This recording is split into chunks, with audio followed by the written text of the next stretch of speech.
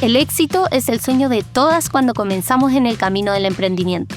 Sin embargo, el camino no es glamuroso, o como prefiero llamarlo, es not fancy. Pero cuando conocemos las historias de otras personas, esos obstáculos puede que sean más fáciles de superar. Yo soy Ignacia Núñez, cofundadora de una marca de moda realmente sustentable, Minka. Acompáñame esta temporada en un recorrido por el mundo de los negocios creativos.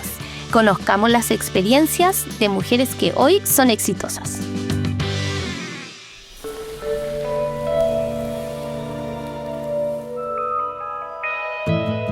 En este episodio vamos a conocer a una mujer que no solo ha continuado un legado familiar, sino que ha sabido transformarlo en un proyecto profundamente personal con raíces en la memoria, la artesanía y la sostenibilidad.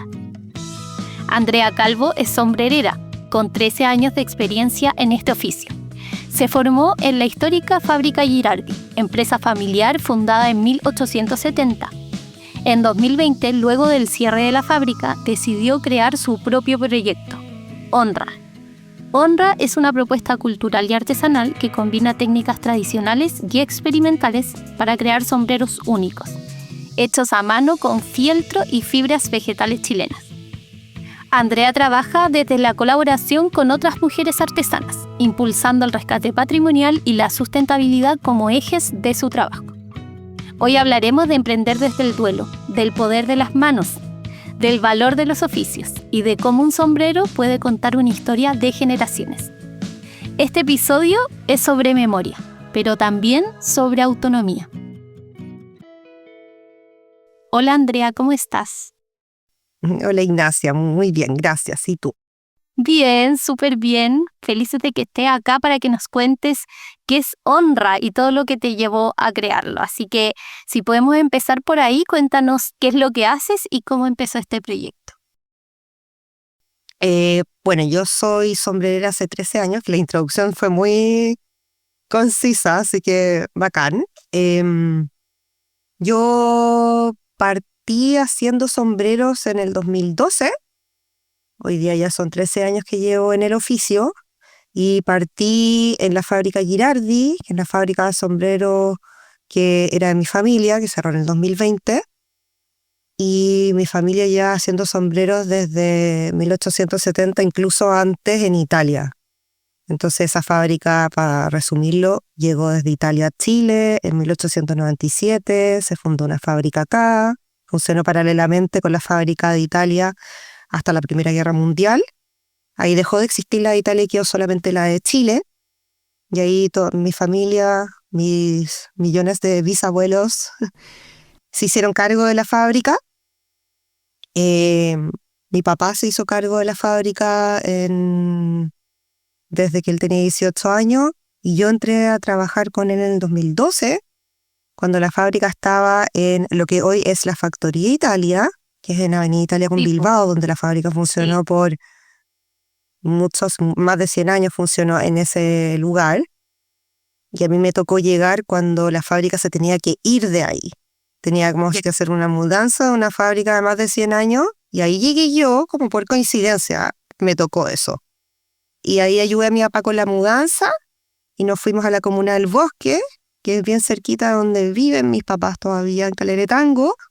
Y ahí estuve 8 años trabajando de todo, haciendo sombreros, pero haciendo despacho, llevando plata, cobrando, comprando cosas, un montón de cosas. Y ahí en el 2020 me tocó vivir el cierre de la fábrica justo antes de la pandemia, después del estallido social. Ya. Y ahí yo ya llevaba 8 años trabajando, eso fue en el 2020, fue en febrero del 2020. Y después empecé con Honra. Pasé un tiempo que no sabía si es que seguía o no seguía. Un tiempo así como bien, imagínate, como fábrica cerrada, en pandemia cerrada en la casa. Sí, fue bien heavy, en verdad. Mucho replanteamiento, me imagino. Sí, en verdad fue como... O sea, seguí en verdad como que era como ya hay que trabajar, hay que hacer algo. No puedo estar como sentada en la casa haciendo nada. Y Y ahí la vida me llevó a empezar a trabajar con la artesanía chilena, porque yo trabajaba solamente fieltro, que era lo que se trabajaba en la fábrica, la confección de sombreros de fieltro, y después empecé a trabajar fibras vegetales. Entonces empecé a conocer la artesanía de Chile en fibras vegetales, y eso para mí fue como un impulso enorme para seguir, para como replantearse las cosas y decir, ok, ya voy a seguir, no voy a seguir con Girardi, voy a seguir con un proyecto mío personal. Honra era un nombre que yo había creado en el 2015, cuando estaba todavía en Girardi, había querido, no sé, participé en una feria como ropero Paula con las cosas de Girardi, pero como bajo esta razón social mía propia, que era como un proyecto propio. Entonces dije, ya voy a revivir esto porque amaba el nombre, tenía logo, era muy yo, y ahí partí con Honra. Y trabajé varios años solamente fibras vegetales. No podía tocar el fieltro, como que no era capaz, Lo tenía ahí como no pude. bloqueado, pero bloqueado Sí, como de la pena. desde la negación o de la pena o No, pena profunda, así, tristeza, sí, como que todavía es algo que como que lo recuerdo y todavía me da mucha pena. Sí. Entonces lo tuve ahí como parado un montón de tiempo, como 2 años o más incluso. Como 2 años lo tuve parado, no pude tocar el fieltro. Como tú las materialidades le pones un poquito de vapor y sale olor. O sea, fibra vegetal sale olor a campo, fieltro salía olor a fábrica. Entonces y el olor conecta mucho con la memoria, es como el sentido que más conecta. También como las texturas como que te llevan demasiado a... Es como muy vívido al final ese recuerdo. Claro, entonces era como vivir eso y era demasiado doloroso. Entonces yo siento que como que la artesanía de fibras vegetales en verdad me sacó adelante, como que dijo, y me dio un propósito nuevo, porque antes yo trabajaba como mi propósito era esta fábrica familiar, la historia, pero sobre todo el quehacer en torno al oficio. Y acá tomó un sentido distinto porque trabajaba en el campo, con fibras vegetales, con la naturaleza y con comunidades y sobre todo mujeres que las llevo en mi corazón y las quiero muchísimo, que estaba vivo y necesitaba de tanto impulso y tanta ayuda, lo necesita todavía. Entonces ahí se transformó mi forma de trabajar, empecé a trabajar con proyectos culturales, con muchísimos proyectos Fondart, que fuimos muy afortunadas de las personas que formamos parte de esos proyectos, de que nos fue súper bien. Un año postulamos 1, el año siguiente postulamos 3, después seguíamos postulando y todos los proyectos salían. Entonces me dio un sueldo y pude trabajar de eso y vivir de eso muchos años. O sea, muchos años, te estoy hablando desde el 2021, 22, 23. Claro, sostener ahí el negocio y la vida. La vida, claro. O sea, fue como, me permitió vivir y trabajar 100% del oficio, que es algo muy difícil. Así que esa fue como la transición, es como los inicios de mi trabajo y qué hago hoy en día en Honra, hoy 2025.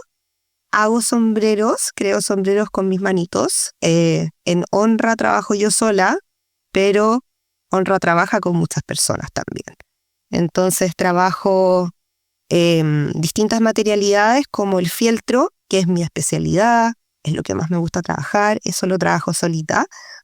Y también trabajo fibras vegetales que llevo trabajando desde el 2020 con distintas artesanas. Hoy en día estoy trabajando con Angélica Mamani y con Juanita Muñoz. Con ella estamos trabajando ya como desde la temporada pasada, armamos equipo y estamos súper contentas trabajando juntas. Y también estoy trabajando el cuero con Constanza Melo de No Mono. Ella es marroquinera, nos ganamos un fondar precioso, lo acabamos de cerrar después de 2 años en vez de 1. Y estamos empezando la producción de las piezas que creamos en ese proyecto. y estoy aprendiendo de fieltro artesanal también para trabajarlo. Yo trabajo fieltro industrial. Esa es la parte como de creación, pero en Honra también he podido trabajar en muchos proyectos culturales que no tienen que ver directamente con mi creación propia, sino que con la investigación en torno al oficio de la sombrerería, como el proyecto La Senda del Sombrero, que tiene una página web preciosa, lasendaldelsombrero.cl, que Bacán. fue un proyecto de investigación de la sombrerería en la zona central de Chile, sombrerería en fibras vegetales. Y también he podido Interesante. participar. Sí, es que siento yo que siento que, como decías tú en la introducción, Honra no es solamente la creación de piezas de sombrerería, sino que es un gran proyecto cultural que tiene que ver y que Sí. gira en torno al oficio de la sombrerería y a sus oficios asociados. Entonces ahí sí está la investigación, el traspaso de conocimiento, el mismo aprendizaje, la formación mía y enriquecerme de otro oficio ha sido fundamental también. O sea, así que eso es, un poco resumiendo poco, pero eso es Honra. Oye, ¿y cuál fue ese momento en que tú dijiste, esto es lo mío? O sea, después de todo lo que significa la pérdida o el cierre de la fábrica familiar, también las mudanzas, que me imagino que esa mudanza no debe haber sido nada fácil. ¿Cuándo tú dijiste, bueno, vuelvo y me reinvento desde aquí, desde lo que heredé, entre comillas? ¿Cuándo fue ese momento?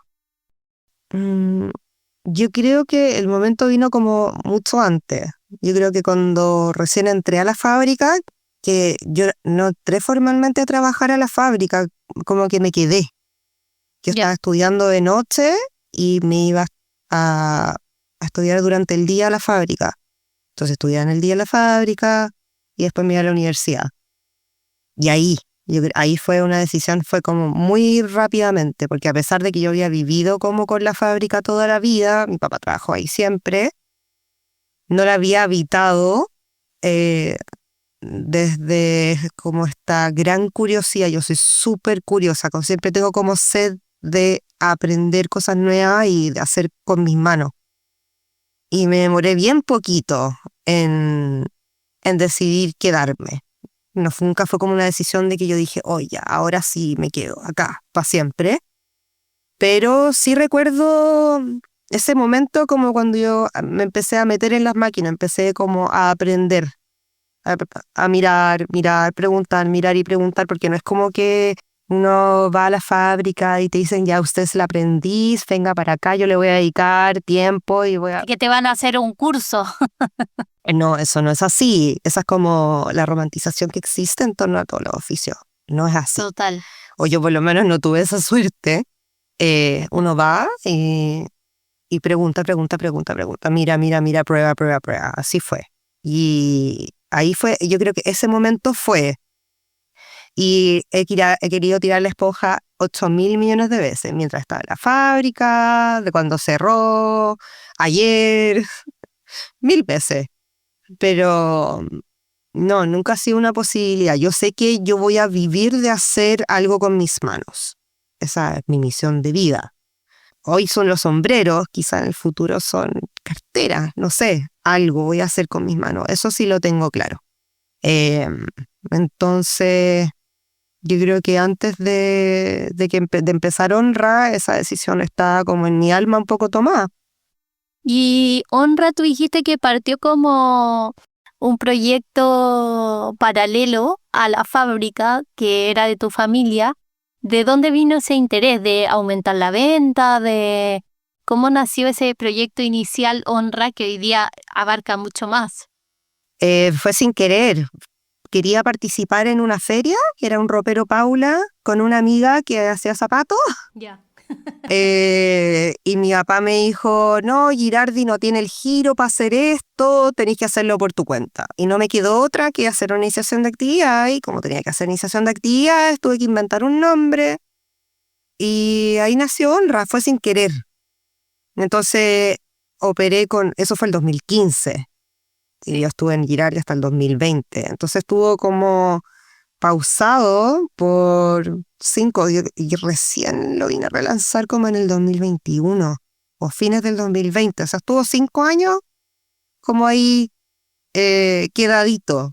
Mi intención siempre era, para mí era Girardi, era como evidente, y Girardi en su estado más puro e inicial. Nunca quise como actualizar el logo, hacerlo más moderno.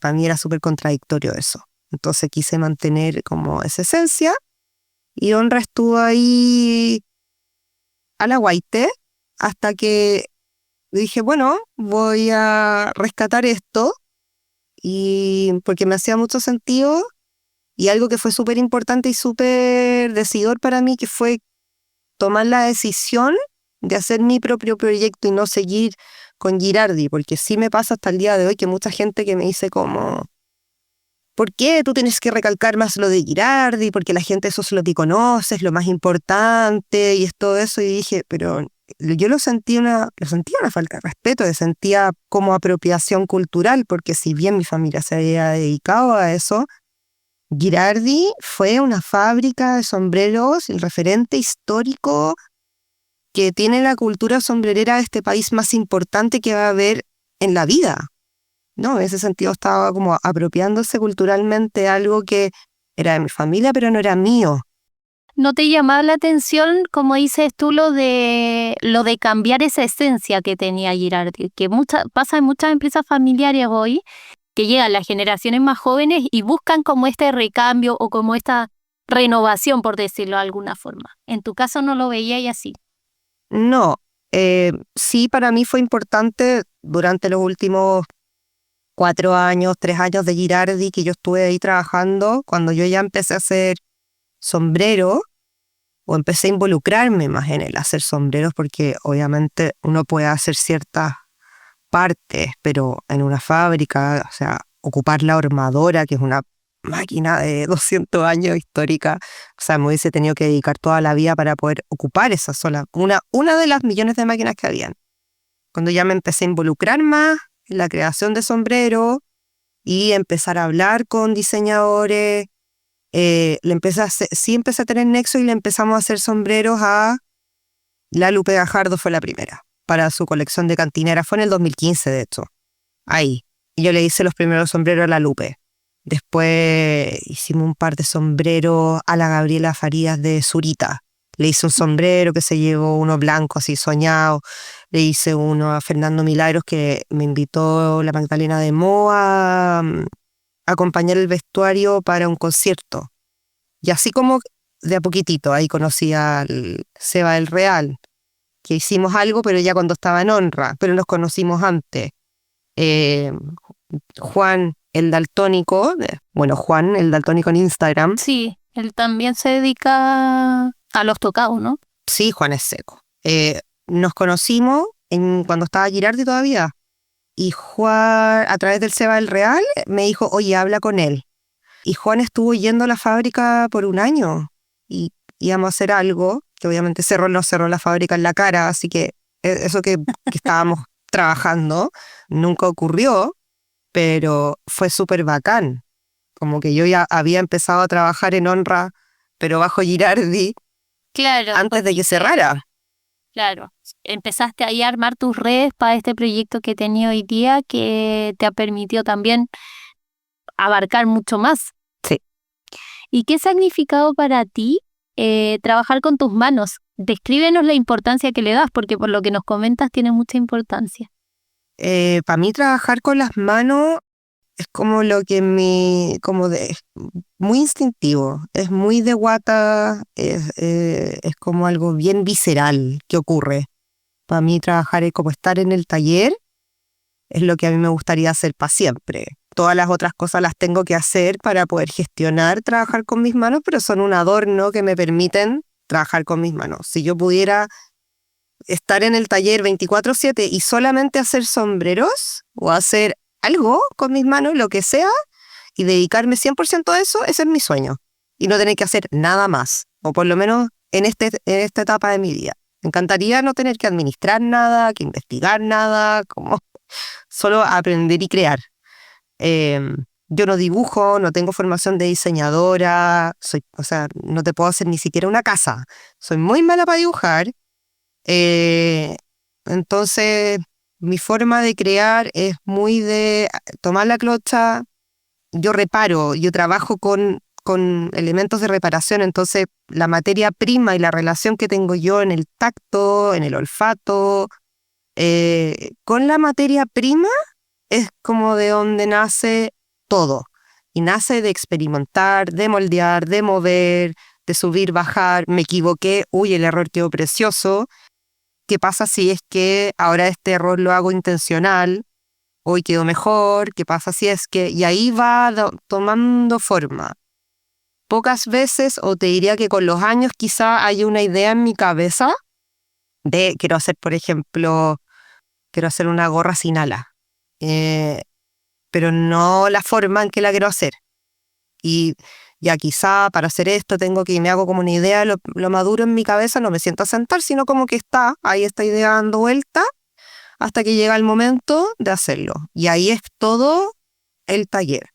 Entonces hacer con las manos para mí no me imagino haciendo otra cosa. Me encantaría que como tener el privilegio de poder dedicarme a eso toda la vida, mientras mis manitos me lo permitan. Eso es lo que yo quiero hacer. Ahí estoy en mi salsa.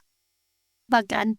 ¿Y cómo ha sido esto de colaborar con otras artesanas? Porque tú eres también súper de hacerlo tú, entonces ¿cómo ha sido esto de entrar a trabajar con otras personas, también que esas personas te entiendan a ti? ¿Cómo ha sido ese proceso? Ha sido hermoso y súper desafiante para mí personalmente. Yo soy una persona que siempre me he llevado muy bien en la soledad. Ya. Siempre he sido muy buena solitaria, me encanta estar sola, necesito mis espacios de soledad, sí o sí. Es como algo que siempre me ha ido muy bien en esos espacios de soledad. Entonces trabajar con gente para mí ha sido un desafío súper grande, pero ha sido muy hermoso y me ha abierto también a... No me gusta como esto como de maestro-aprendiz, pero sí este intercambio de conocimientos para mí ha sido tremendamente nutritivo. Entonces yo cuando partí con estos proyectos culturales Fondar, todos estos proyectos culturales eran como, no 100% para otras personas, pero 95% era para otras personas, donde yo era como facilitadora, profesora, Ya. armaba ese espacio. Eran muy pocos espacios de creatividad propia. Entonces el fieltro siempre fue súper importante para mí porque era como mi refugio, era como aquí estoy solita, que hago yo lo que quiera.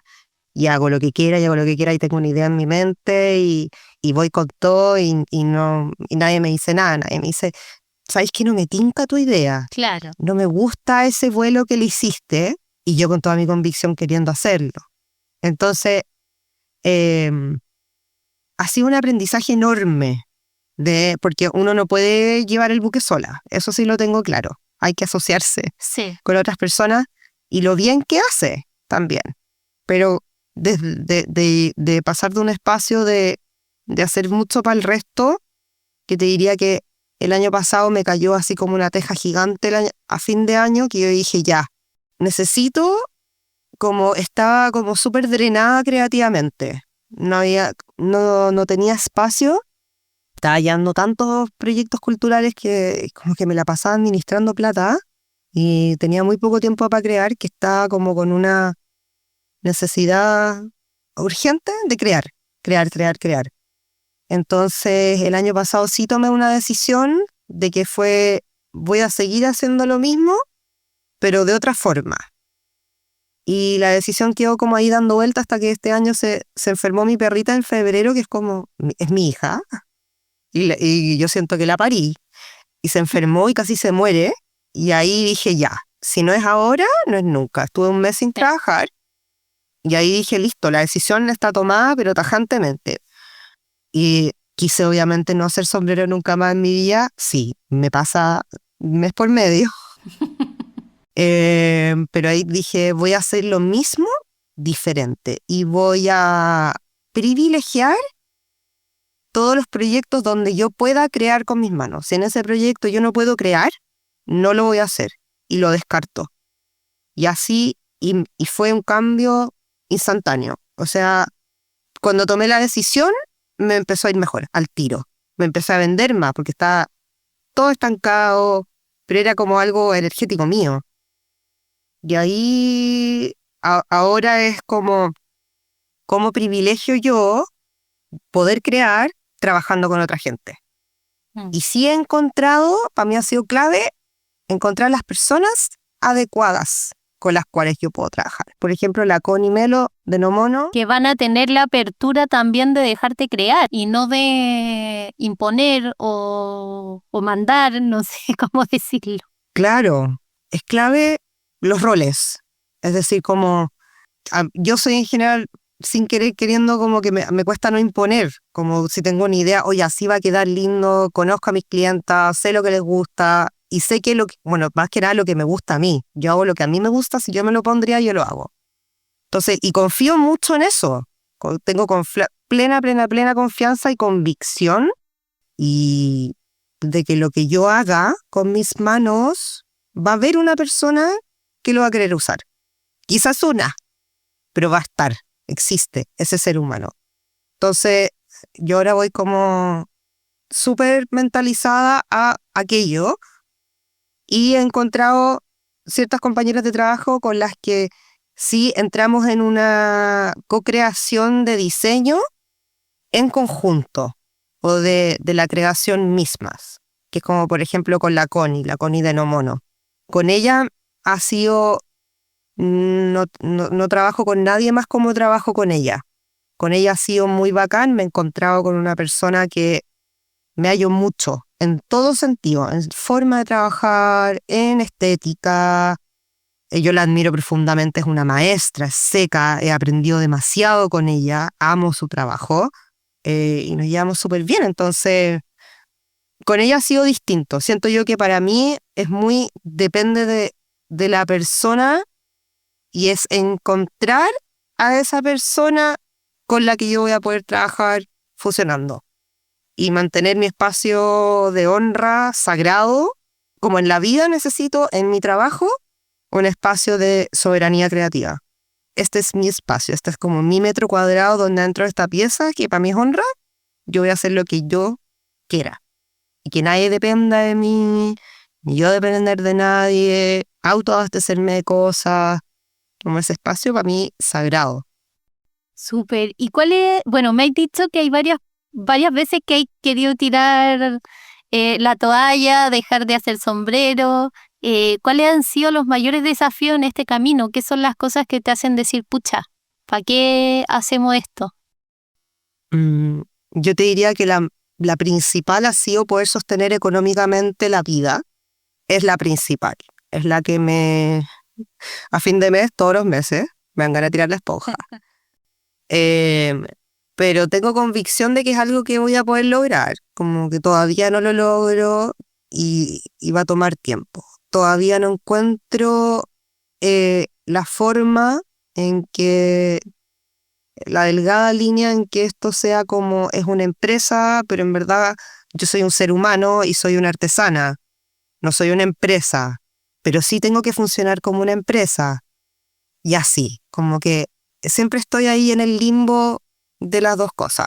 Entonces, como que la parte económica... Creo que esa es una duda constante de los creativos, sobre todo. Sí, es difícil convivir en esta sociedad con un oficio que viene de la naturaleza, que funciona en otros ciclos. Sí. Ese también ha sido un desafío, como la parte económica y poder convivir en una sociedad que funciona en tiempos distintos de los que funciona la artesanía. Entonces uno habita, esto yo lo aprendí en el diplomado de formación pedagógica para artesanos, y me hizo tanto sentido, es como si vemos la sociedad como un círculo. La artesanía está y los oficios están en la periferia, como que viviéramos en la periferia de Santiago. Pero nosotros tenemos que habitar el centro, hola, vengo a vender mi producto, mi taller, lo que sea, y vuelvo, salgo de ahí, porque son incompatibles. Yo estoy convencida que son incompatibles, pero de alguna u otra forma tenemos que encontrar como la fórmula de que para nosotros personalmente sea habitable estos dos espacios. y no vivir en esta como dualidad que se confrontan y estar en esta dividida, porque sí tenemos que habitar los dos espacios. Claro, porque también necesitáis tener los recursos económicos para hacer todo lo que necesitáis, que es más allá de hacer con las manos. O sea, que si el mundo se sostuviera, o sea, si tu mundo se sostuviera en eso, increíble, pero al final el mundo se sostiene también de una que te exige a otro ritmo también. Claro, ese es un desafío enorme, siento yo. Sobre todo como siendo artesana santiaguina. Sí. Yo vivo en Talagante y me encantaría estar en Talagante. Yo vivo en una parcelita, tengo mi trigo y mi perrita y vivo muy en paz ahí, pero tengo que venir a Santiago a vender. Mis clientas no están allá. Entonces, como que voy, digo, ya, me funcionó. Fui a una feria y no me enfermé. Y después la feria siguiente me enfermo. Entonces, como que siento que es como un triunfo pasito a pasito y ir encontrándose la forma de poder hacerlo sin que te destruya. Claro, hay que encontrar ese equilibrio, como entre lograr vender lo que tenéis que vender, que tampoco eso necesariamente tome un ritmo que te va a quitar el tiempo de hacer lo que quería hacer. O sea, hay como equilibrar las dos cosas. Tiempo versus plata, versus interés, versus motivación. Son como muchos factores. Sí, y para cada persona es distinto, ¿cierto? Para ti, quizá tú encontraste o estás buscando la forma de poder ejercer lo que a ti te gusta hacer, poder pagar las cuentas a fin de mes con eso que te gusta hacer y que física y emocionalmente eso sea sano para ti. Claro. Y quizá eso que es para ti va a ser muy diferente para mí. Total. Son opciones, ritmos, vidas, estilos de vida, o sea, totalmente mentalidades, todo diferente. Entonces, bueno, lo hablamos también en otro capítulo del podcast, que es como que finalmente tenemos que adaptarnos y conocernos para poder ejercer lo que queramos ejercer, como que si vamos copiando el camino de otro, por lo mismo que estamos hablando, no siempre te va a resultar, porque capaz tú tienes otro nivel de energía y ya. O sea, no sé, por ejemplo, a mí me pasaba mucho que con emprendedores que me decían como, no, es que hay que levantarse a las 5 de la mañana y no sé qué, y para aprovechar el día. Y yo es como, yo siempre he sido una persona que me levanto temprano, pero temprano a las 7, 8. O sea, ¿por qué eso que te funciona así a ti me tendría que funcionar a mí si yo estoy perfecto a las 7, 8 de la mañana? O sea, como... Y creo que toda esa receta estandarizada al final pasa eso, porque cada uno es distinto y no necesariamente le va a funcionar, ¿no? Claro, y las personas todos tenemos como sueños y expectativas súper distintos que además como a medida que pasan los años van cambiando. Como que yo antes tenía expectativas demasiado diferentes de vida a las que tengo ahora, demasiado diferentes. Y apuntaba y trabajé mucho tiempo en pos de eso. Y ahora lo único que quiero es sentarme en el patio de mi casa a plantar un trigo, teñirlo y trenzarlo, y si el universo me permite y me paga como para vivir de eso, yo voy a ser muy feliz. No aspiro a nada más que eso, hoy. Como Ay, vivir sí, en me paz. encanta. Aparte que tu contenido, bueno, yo también, mis papás también viven en Talagante, yo fui al colegio en Talagante, como que conozco perfecto el estilo de vida. Y me encantan tus videos porque también mostráis tu casa, que es como decís tú, una parcelita, que es totalmente otro ritmo. Así que para que la vean también en redes sociales porque es bacán. Gracias.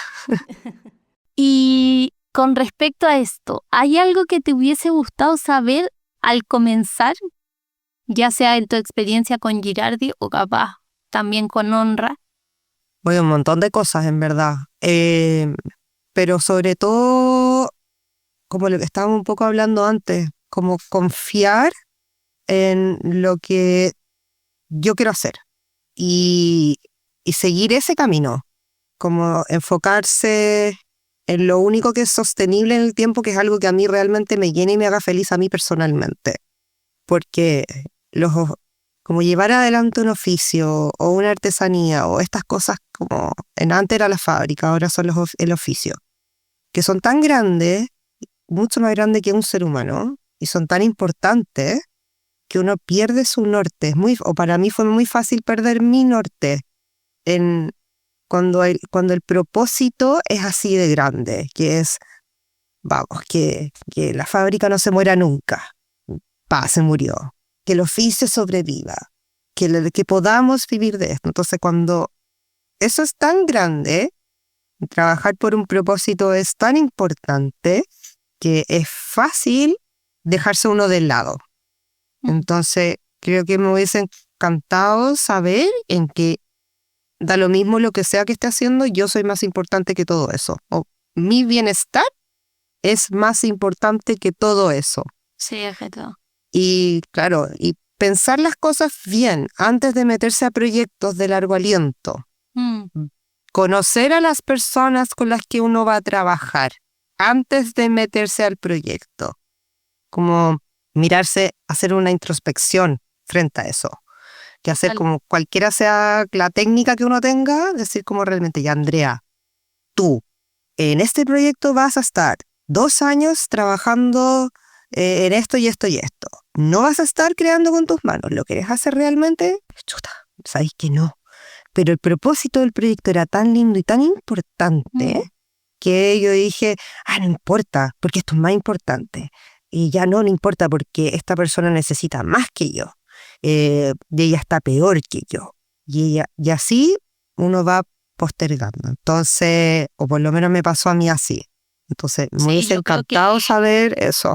Sí, tenemos varias historias y experiencias, creo, en el podcast sobre eso, sobre cómo dejarse estar, por un lado, dejar pasar cosas, también aprender a decir que no a cosas que, como me hace mucho sentido lo que decís, como que uno ve a veces que el proyecto es más grande que uno mismo, y no, pues porque si tú no estás bien, el proyecto no va a resultar, o sea, y por algo uno ha hecho todo el esfuerzo de hacer lo que hace o lo que haga, es para hacer lo que te gusta. Entonces, si después estáis diciendo que sí a cosas que realmente no te llenan, te estáis como pisando tú mismo. Y ahí está el tema de, totalmente de acuerdo, de la introspección, o sea, de pensar en ti, pensar en lo que te gusta y poner los límites a partir de eso.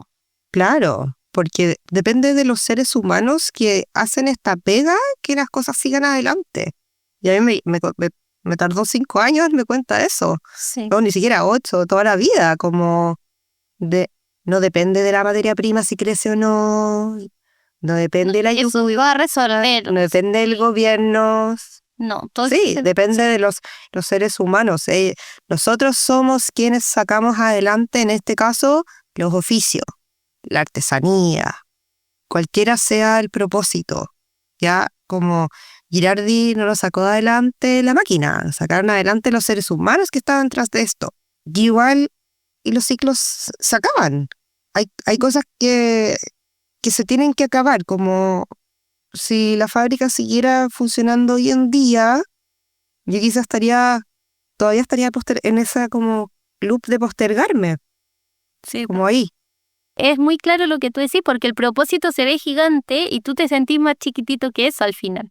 Entonces, eso es como, lo encuentro muy clave sobre lo que tú dijiste, porque muchas veces nosotros nos perdemos, pero no sabemos por qué nos perdemos y por qué tomamos las decisiones que tomamos. Y creo que ese es un factor súper importante, sentir que tú eres más chiquitito que lo que estás haciendo. Cuando de verdad tú eres el centro de lo que estás haciendo. Por más que tengas incluso un equipo, cuando tú lideras un equipo, y aunque tengas 10 trabajadores, el que lidera tiene un rol súper fundamental. Y sí, uno obviamente que en el minuto es como, no puedo dejar a esta gente sin trabajo, ¿cachai? Pero al mismo tiempo, si yo no estoy bien, eso va a pasar sí o sí. Entonces también ahí hay que ser súper, focalizarse en lo que uno quiere y cómo lo quiere, y de ahí ir tomando decisión. Sobre todo si, para todo tamaño, creo, de negocio. Sí, y yo siento que a las mujeres nos pasa mucho más que a los hombres, pasa más, porque las mujeres es como, yo no soy madre de un ser humano, pero sí siento ese instinto maternal en mi hogar, con mi perrita, con mis seres queridos, con mi pareja. sí siento ese rol de como apapachar, contener con mis compañeras también, como ese, amiga, no te preocupes, yo estoy, ¿qué necesitas? Y te cambiaste de casa, ¿cómo te ayudo? Como esa contención que uno da. Entonces yo creo que como esa sensibilidad de ser mujer es bacán, pero hay que tenerla como nivelada, como Sí. ya, no postergarme yo, sino que si yo voy a sostener este espacio, este hogar, esta empresa, lo que sea, este proyecto, como decís tú, yo tengo que estar bien. Es como uno lo ve mucho en estos discursos que hay para las mamás, como si la mamá no está bien, los hijos no van a estar bien o la familia no va a estar bien. Acá es lo mismo, pero para todos los seres humanos. Sí. Y bueno, tu trabajo rescata una tradición que en Chile ha sido olvidada o se ha ido olvidando con el tiempo o dejando de hacer. ¿Por qué tú consideras importante recuperar este oficio? Bueno, a mí me tocó, como que me llegó nomás por circunstancias de la vida estar en los sombreros. Yo no sé qué hubiese pasado si mi familia no se hubiese dedicado a esto así como desde 1800, pero sí habitando el espacio de la sombrerería, yo siento que es un oficio que tiene una riqueza inmensa de patrimonio cultural, histórico, técnicas de confección, industria, artesanía, y tiene muchos oficios asociados. El sombrero es una pieza, es algo, veamos como el sombrero como algo que uno se pone en la cabeza. ¿Cuántas materialidades están involucradas en la confección de un sombrero? Todas las que te puedas imaginar. O sea, están las tradicionales, asociadas a una tradición más antigua. Está todo lo que podéis hacer ahora con descarte de lo que sea, las terminaciones y las técnicas de confección que se pueden aplicar no solamente al oficio de la sombrerería, sino que cómo podría uno aplicar estas técnicas como el hormado, por ejemplo, a otros oficios, Sí. como la confección de prendas de vestir, la marroquinería, los otros, no sé, todo eso. Entonces yo siento que eh, a nivel de oficio y como de técnicas de confección, historia, patrimonio cultural, es muy, muy rico. Pero también está esta otra arista de lo que significa para un ser humano ponerse algo en la cabeza, que Mm. es algo que históricamente ha tenido como connotaciones distintas durante la historia, pero tiene una magia muy bacán, encuentro yo. Como las personas que usan sombrero son muy especiales. Y Sí. cada clienta o cada cliente mío es una persona muy, muy especial, siento yo. Y por eso yo como que tengo relaciones así como profundas con mis clientas, porque cada una tiene un tema, tiene un cuento, no tiene vergüenza verse distinto y le gusta destacarse, es una forma de expresar tu personalidad. De la vestimenta sí, pero todos nos vestimos de una u otra forma, llamativo o no llamativo, pero no son muchos los que se visten la cabeza. Sí. Nosotros que vendemos cintillos siento que es la gente que no se atreve a usar sombrero, usa cintillo. Y para mí hay gente que usa cintillos y otra que no usa cintillos. O sea, hay mujeres que usan cintillos y que van a comprar montones. Y hay gente que se ve preciosa, a veces se los prueban y yo las veo y le digo, te ves preciosa. Y me dice, es que es imposible que yo use cintillo. Es como un paso previo, creo, al sombrero. Claro, siento yo que hoy en día es una personalidad súper seguro o segura de sí mismo. Y eso me encanta. También lo veo como algo como a lo que yo aspiro, me encantaría, como, no sé, ser más segura y que me diera lo mismo y ponerme lo que yo quiera. Y yo soy súper clásica, como súper parte del uniformado, es donde me siento cómoda.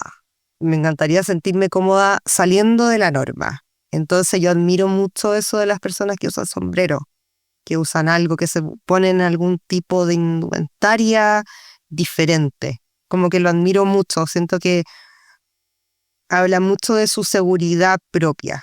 Y siento que eso como ser humano nos hace falta a todos. Como una persona que está segura de sí misma, que tiene una autoestima como apapachadita y que anda bien, sí o sí es un aporte para la sociedad. Entonces, como que siento que las personas que giran en torno al mundo de la sombrerería, ya sea haciendo o usando el sombrero, son seres humanos que tienen una sensibilidad diferente. Son seres humanos más sensibles. Y también el que llega y compra un sombrero honra, o que le compra un sombrero a cualquiera de mis compañeros que son creadores chilenos, y no comprar algo en el retail, también habla de esa sensibilidad. Sí. Entonces, eso yo lo encuentro muy bacán. ¿Y qué te gustaría que sintieran tus clientas al usar tus sombreros? Que están aportando a que el oficio de la sombrerería siga en el tiempo y que están aportando sobre todo a que las condiciones laborales de los artesanos o sombrereros o sombrereras de Chile mejore. Eso para mí es lo más importante. O sea, me encanta todo el otro atributo que estábamos conversando recién, Sí, me que se encanta. sientan diferentes. Nunca lo y había todo. pensado, pero me encanta. Sí, y como eso para mí es lo más importante. Sentir como una clienta me dijo la otra vez, la Paulina Rau, una clienta que conocí el año pasado y la encuentro seca, la adoro. Y me dice que un acto político que ella aprendió en la universidad, que el acto más político que una persona puede tener es dónde invierte su plata, dónde depositas su plata, qué compras, a quién le compras, más o menos caro, da lo mismo eso. Entonces estoy súper de acuerdo con eso y me encanta esa visión de las cosas. Entonces, que un cliente o una clienta mía sienta que está depositando, invirtiendo su plata en el oficio, en la artesanía, en la cultura de Chile, eso para mí es como ya me voy por pagar. El resto es un accesorio, Sí. pero eso para mí es lo más importante. ¿Y cuáles son tus sueños o metas a mediano y largo plazo? A mediano plazo, sacar, ojalá corto, sacar mi taller de mi casa. Al patio de la casa, pero sacarlo. Ya. Sacarlo de ahí. Eso es como mi meta inmediata. Especializarme en otras técnicas de confección, cosas que hacen en el extranjero. Me gustaría seguir aprendiendo, de todas maneras. Y me gustaría que me picara el bichito por hacer talleres, por hacer clases, por traspasar mis conocimientos. Es algo que me cuesta mucho, no es algo que me den ganas de hacer. Es como, hoy tengo vocación de, me encantaría que ocurriera, aunque siento que en algún minuto va a pasar. Eso sería, yo te diría, como a corto, mediano plazo. Y a largo plazo, me gustaría vivir tranquila de esto y crear, estar creando, poder vivir en el taller. Eso es lo que me gustaría hacer a largo plazo, tener mucho tiempo para crear con mis manos y poder vivir tranquila a mis tiempos de eso. Esa es mi misión Sí, yo sería muy, muy feliz si pudiera crear todo el día y pagar mis cuentas tranquila, sin grandes ambiciones, de eso. Nada más. Súper. Antes de terminar, quiero que me respondan la pregunta insigne del podcast, que es, ¿cuál es el momento menos fancy de tu carrera? Hay millones. Pero yo creo que el menos fancy de todos era como en enero del 2020, antes de que la fábrica la cerráramos oficialmente, con la luz cortada, porque no teníamos para pagar las cuentas de luz, que nos cortaban la luz, y con mi papá nos íbamos los domingos y nos daban la luz a la mala, porque era como unos galpones, nos daban la luz a la mala, y yo tratando de usar máquinas que en mi día había usado para sacar los pedidos de los clientes para pagar los sueldos a fin de mes. Y eso fue mucho tiempo. Entonces como triste, pero cero fancy. Y era así como yo lloraba y trataba de ocupar una máquina como con la mano, porque si lo usaba con el pedal se me iba en banda. y me quedan horrendos los sombreros, horrible. Y tratando de sacar como los pedidos para unos clientes como para poder pagar las cuentas. Y con la luz cortada. Es ya la mala, así. Eso, el momento menos fancy de todo. Pero que refleja demasiado bien, siento yo que la realidad de que viven muchos oficios.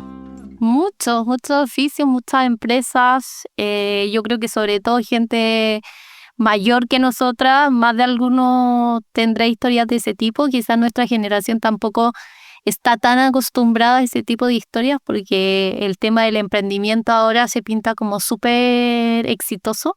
Cuando yo creo que sobre todo los que hemos tenido papás empresarios o emprendedores hemos visto lo difícil que es, lo difícil que era también. Creo que ahora sí es más fácil también tener un negocio. Bueno, tu familia, ¿para qué decir que de 1870? Pero digo en los 80, en los 90, en los 2000, que era realmente difícil vender, comunicar. Que creo que mucha gente de nuestra generación o más joven no conoce esa realidad. Así que gracias por compartirla, porque creo que a más de alguna persona le va a hacer sentido. Así que muchas gracias, Andrea, por abrirte con nosotros hoy día, por conversarnos sobre tu oficio, que lo encuentro espectacular y que ojalá siga creciendo, se siga recordando y se siga conservando por mucho tiempo más. Muchas gracias a ustedes por la invitación y espero que mi relato le resuene a alguien que esté tomando esa decisión de dedicarse a algún oficio. Yo creo que seguro sí. Gracias. Y así cerramos esta conversación. Ojalá que igual que a mí te haya dejado pensando en cómo un oficio puede ser mucho más que una técnica. Puede ser una forma de resistir, de sanar, de recordar y de crear futuro. Andrea nos recuerda que la historia se teje con las manos, con los gestos, con las fibras, con las decisiones que tomamos incluso en el silencio del taller. Y que los proyectos con sentido, aunque no siempre sean fáciles, pueden ser profundamente transformadores. Sigue a @honra.cl para conocer todo su trabajo y trayectoria. No te olvides de seguirnos a nosotras en Instagram. Nos encuentras como @notfancy.podcast y visita nuestro sitio web notfancy.cl. Nos vemos en el próximo episodio.